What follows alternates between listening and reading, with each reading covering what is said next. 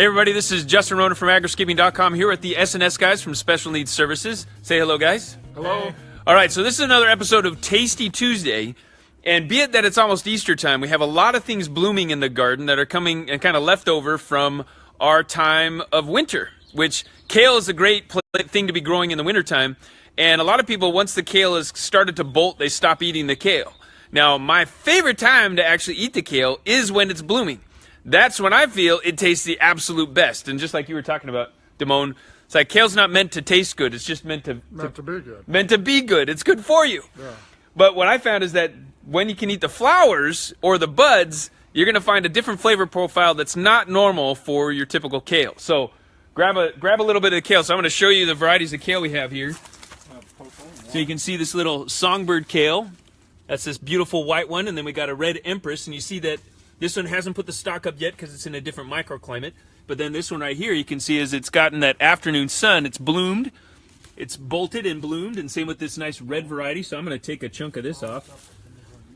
And from the red kale, red empress, nice, wonderful kale. All right, everybody got some?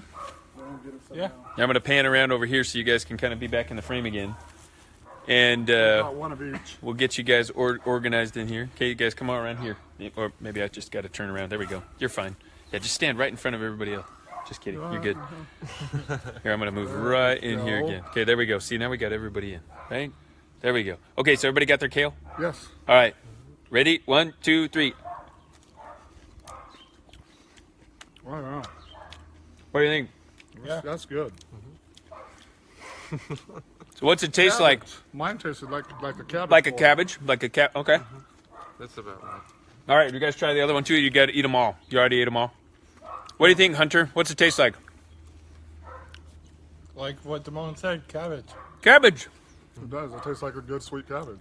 A good sweet cabbage. So there we go. And that's one of the cool things that you get with the kale flower is that it's often sweeter. Same with the broccoli, the cauliflower. All of them end up sweeter than the normal veg that everybody else cooks up and puts on their table. So the flavor profile is better, and actually the nutrient density is actually a little bit higher on your kale flowers. So if you like the benefits of kale and you like the benefits of broccoli and cauliflower, try eating the actual flowers and you'll get even a better benefit, and it's actually a quicker response in your body. It absorbs quicker in your body at that form. It's like a little miracle. Every one of those flowers is a little miracle. Nice. All right. So there it is. There's our Tasty Tuesday from Agriscaping. Thanks, guys. Hey, Thank you. See you, everybody. you guys gotta try it. It's good. It's good.